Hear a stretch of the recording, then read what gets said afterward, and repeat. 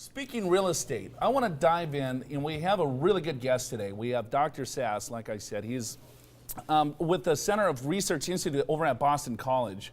And I want to welcome Dr. Sass. Hey, listen, we're talking reverse mortgages today, and I want to bring you in to kind of help our viewers out to understand really what a reverse mortgage is. And it just so happens, I guess, did you write a new book about this? Yes, we do. Here it is. It's using your house for income and retirement. Hot off the presses, a fabulously illustrated, chock full of information that you can read the whole booklet and get everything you need to know in about half an hour. What are some of the things that people should consider when they look at a reverse mortgage, or just basically explain what is a reverse mortgage? Well, basically, reverse mortgage, you can access a chunk of the equity that you have in your home. You could do it either taking a lump sum, primarily to pay off a mortgage, or you could get a line of credit, which is very attractive, which means it's just there in case you need it. Dr. Sass, why should retirees consider a reverse mortgage? So a lot of households, we feel, are going to be hitting retirement, and they're going to be surprised with how little they have to maintain their standard of living and how difficult it might be.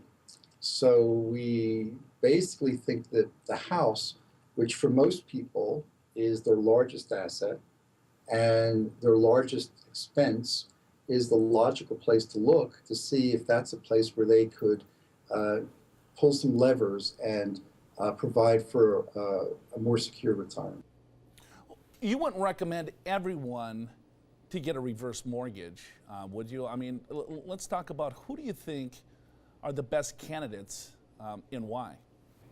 We're talking about people who are already retired. If you're not retired, the one thing that you can do that's really, really powerful is work longer.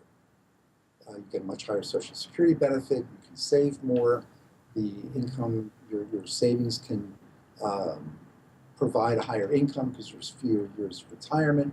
So working longer is huge. But once you're retired, you're basically, you can either eat less, okay, or use your assets. So should people be concerned with the default rate?